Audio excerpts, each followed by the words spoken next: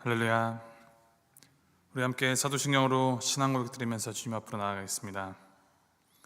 전능하사 천지를 만드신 하나님 아버지를 내가 믿사오며 그 외아들 우리 주 예수 그리스도를 믿사오니 이는 성령으로 잉태하사 동정녀 마리아에게 나시고 본디오 빌라도에게 고난을 받으사 십자가에 못 박혀 죽으시고 장사한 지 사흘 만에 죽은 자 가운데서 다시 살아나시며 하늘에 오르사 전능하신 하나님 우편에 앉아 계시다가 저리로서 산 자와 죽은 자를 심판하러 오시리라. 성령을 믿사오며 거룩한 공회와 성도가 서로 교통하는 것과 죄를 사하여 주시는 것과 몸이 다시 사는 것과 영원히 사는 것을 믿사옵나이다. 아멘.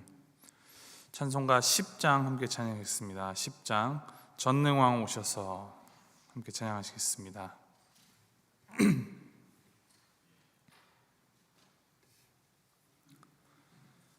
찬송가 10장 함께 찬양하시겠습니다.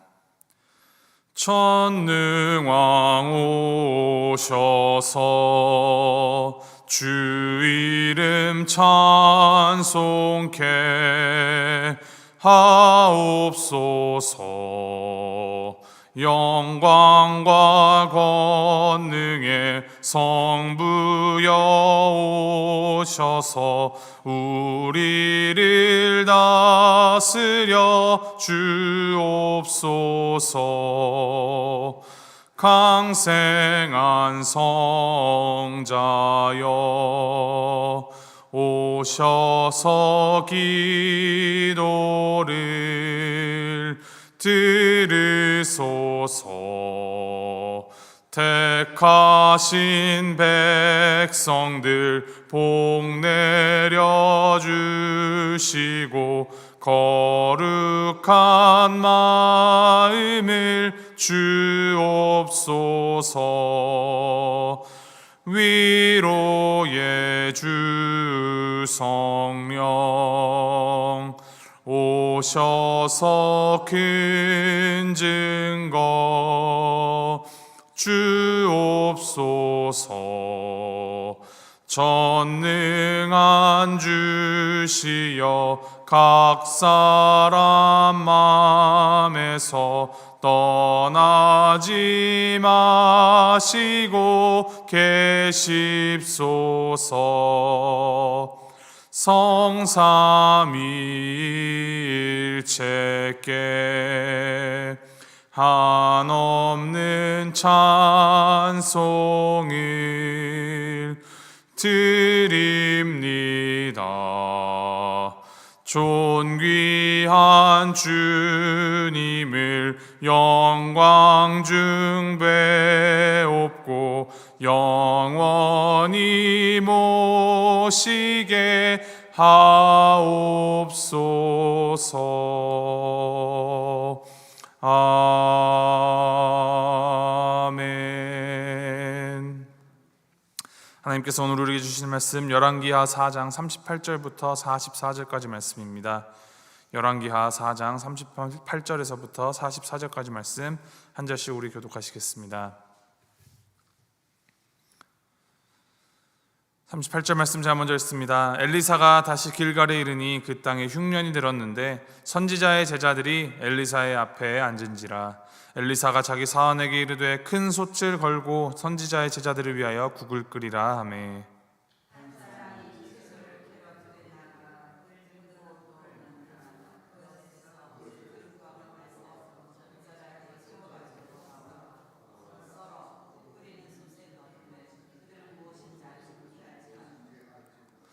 이에 퍼다가 무리에게 주어 먹게 하였더니 무리가 국을 먹다가 그들이 외쳐 이르되 하나님의 사람이여 솥에 죽음의 독이 있나이다 하고 능히 먹지 못하는지라.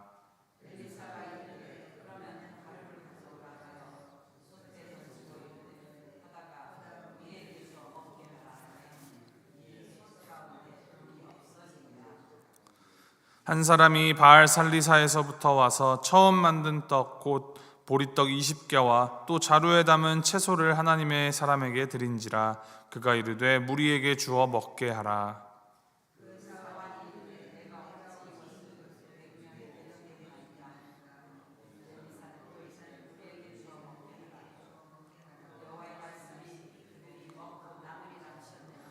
44절을 함께 읽겠습니다.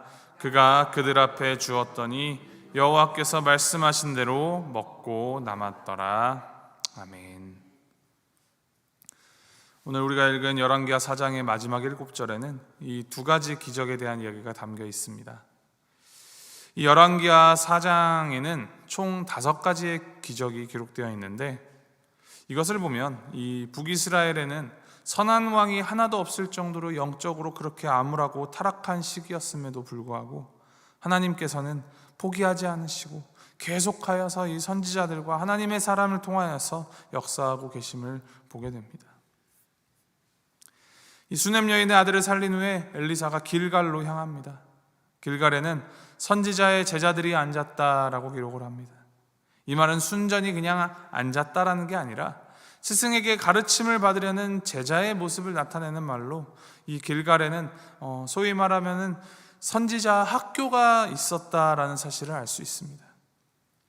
북이스라엘에는 하나님의 말씀에 이 불순종하는 왕조들이 있었음에도 불구하고 거기에 동조하지 않고 오직 하나님께 순종하고 하나님을 따르고자 했던 선지자들이 학교를 이룰 만큼 그렇게 많았다라는 것을 말합니다. 아울러 이 성경 기자는 길갈에 흉년이 들었다라고 기록을 합니다.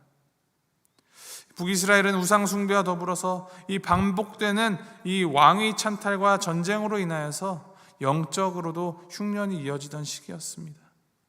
물질적으로도 또 영적으로도 극심한 흉년을 보내야 했던 이때에 백성들이 봉헌한 양식으로 생계를 이어갈 수밖에 없었던 선지자들의 삶은 더욱 궁핍하고 더욱 고단했을 것입니다. 그래서 엘리사는 이 38절 39절 말씀을 보면은 이들을 위하여서 이제 큰 솥에 국을 끓이라라고 합니다. 엘리사의 이러한 방문과 대접은 이 삶이 고달픈 선지자들에게 큰 위로와 힘이 되었을 것입니다. 그런데 국을 끓이는 솥에 제자 하나가 들호박을 썰어 넣습니다. 들포도 덩굴에 맺힌 이 들호박 열매는 자칫 잘못하면 먹고 사람이 죽을 수도 있는 독성이 있는 열매였습니다. 이제 그것을 모르고 국에 그 열매를 썰어 넣은 것이죠.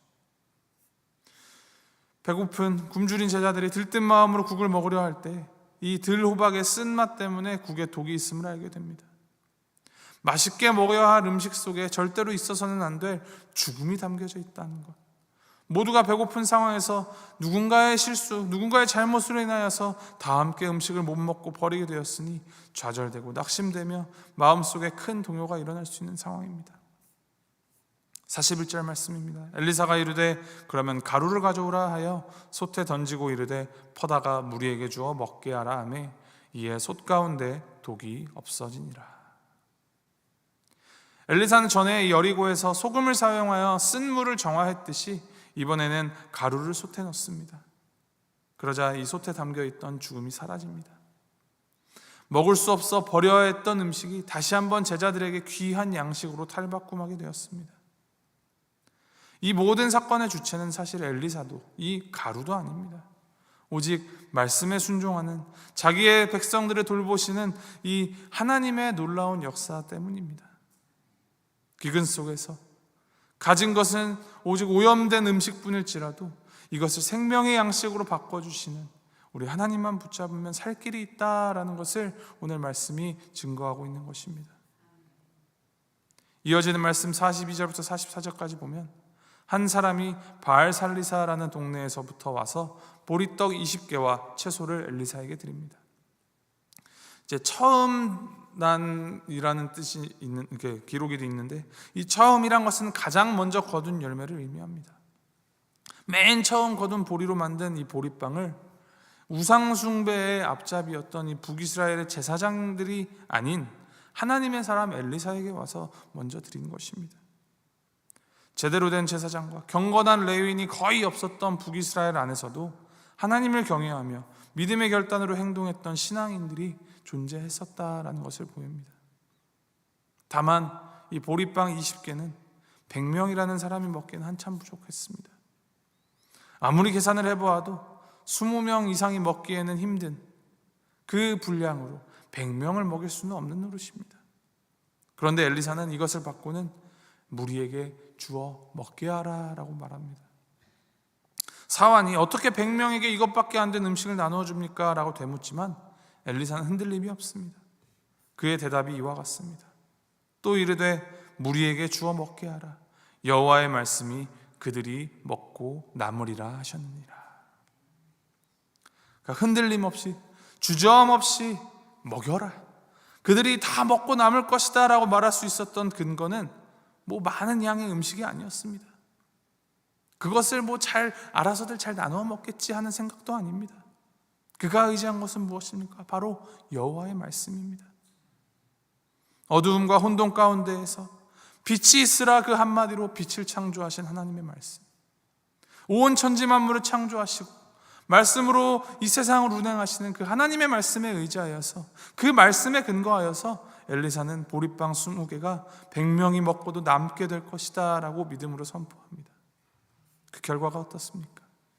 44절 말씀, 그가 그들 앞에 주었더니 여호와께서 말씀하신 대로 먹고 남았더라. 과연 하나님의 말씀대로 이 적은 음식으로도 100명의 사람들이 배부르게 먹었고 심지어 남기까지 했습니다. 하나님께서 역사하시면 우리의 상식과 우리의 계산, 우리의 생각을 뛰어넘는 놀라운 일이 가능해집니다. 오늘의 말씀은 하나님을 주님으로 인정하지 않고 불순종을 일삼는 이 북이스라엘 땅에서 오직 하나님만 바라며 사는 선지자들에게 베푸시는 그 하나님의 은혜와 도우심을 잘 드러내고 있습니다. 그것을 볼 때 이들의 삶은 오늘 이 세상 속에서 살아가는 우리 그리스도인들의 삶의 모습이기도 합니다. 혹시 죽음이 담긴 국 앞에서 굶주린 것 같은 삶을 사시는 분이 계십니까? 혹은 이 크고 거대한 세상 앞에서 무엇 하나 자랑할 것 없는 내 모습에 내가 겪고 있는 이 결핍과 부족함으로 인하여 절망하고 계신 분은 없으십니까? 그럴 때 이 세상과 또 상황에 함몰되기보다는 그것을 믿음으로 바라보고 하나님의 역사하심을 기대하게 되는 은혜가 있으시기를 축원합니다. 하나님께서는 자기 백성을 끝까지 돌보시며 책임져 주시는 분이십니다. 사실 이 열왕기하 4장에 기록된 5가지 기적을 보면은 복음서에서 기록하는 이 예수님께서 이 땅에 오셔서 행하신 구원사역과 많은 부분에서 오버랩되어 겹쳐 보입니다. 부족한 기름을 모든 그릇에 가득 채우시는 기적은 포도주가 부족한 혼인잔치 가운데 물로 포도주를 채우신 가나안 혼인잔치의 기적이 겹쳐 보입니다. 수넴 여인의 죽은 아들을 살리시는 기적은 야이로의 딸을, 또 나사로를 살리시는 예수님의 기적과 겹쳐 보입니다. 그리고 오늘 말씀에 기록된 2 기적은 각각 오염된 성전을 정화시키는 모습, 그리고 굶주린 무리들을 먹이시는 오병이어의 기적과 겹쳐 보입니다. 그래서 어떤 신학자들은 이 엘리사의 사역은 예수님을 예표한다라고도 이야기합니다. 예수님이 오시기 훨씬 이전에도 생명을 살리고 구원을 베푸시는 사역을 행하셨던 하나님께서는 예수 그리스도를 통하여서 그 구원 사역을 이루어 가심을 보이셨고, 이 확증은 오늘을 살아가는 우리 가운데에서도 이 하나님께서 그 구원의 사역을 이어가고 계신다라는 증거가 되는 것입니다. 그래서 우리는 이 말씀을 통하여서 힘을 얻고 위로를 받으며 다시 한번 우리의 이 믿음의 자세를 고쳐잡고 하나님의 일하심을, 하나님의 살아계심을 기대하면서 그 섭리에 발맞추어 걸어갈 수 있습니다. 신실하신 우리 하나님, 영원하신 우리 하나님, 선하신 우리 하나님은 우리의 기대와 우리의 생각 너머로 이 하나님의 선하심대로 지금도 역사하고 계십니다. 어제도 계셨고 오늘도 계시며 주님의 그 나라가 임할 내일에도 영원까지 계시는 우리 그 하나님을 믿고 신뢰하며 오늘 우리 하루의 삶 가운데 역사하실 그 하나님을 기대하며 살아가는 우리 모두가 되길 바랍니다. 하나님의 도우심과 또 하나님의 역사하심을 경험하고 그 사랑을 나누면서 오늘 하루 우리의 삶을 통하여서 이 하나님 나라를 우리가 한 뼘이라도 더 확장시켜 나가는 우리의 하루 삶이 되기를, 주님의 그 역사하심이 드러나는 삶 되기를 주님의 이름으로 축복합니다. 함께 기도하시겠습니다. 사랑과 은혜가 풍성하신 하나님 아버지, 하나님의 사람들을 끝까지 책임지시고 그 필요를 아시고 공급하시는 하나님의 선하심과 신실하심을 묵상하게 하시니 감사드립니다. 나의 생각과 나의 기대, 나의 판단으로 하나님을 제한하지 않게 하시고 우리의 이 모든 것 너머로 역사하시고 인도하시는 하나님을 바로 보고 하나님의 손길에 모든 것을 맡기어 살아가는 우리가 되게 하여 주시옵소서. 영원하시고 신실하신 선하신 하나님이 우리의 하나님 되어주시니 주님 감사합니다.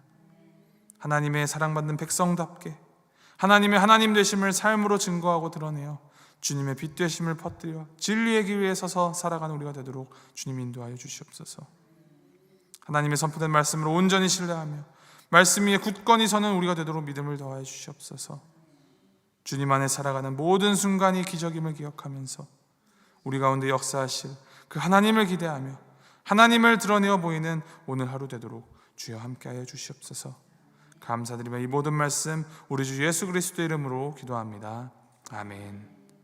하늘에 계신 우리 아버지여, 이름이 거룩히 여김을 받으시오며 나라의 마옵시며 뜻이 하늘에서 이룬 것 같이 땅에서도 이루어지이다.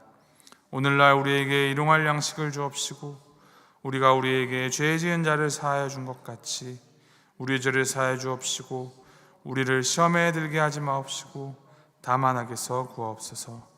대개 나라와 권세와 영광이 아버지께 영원히 있을까옵나이다. 아멘.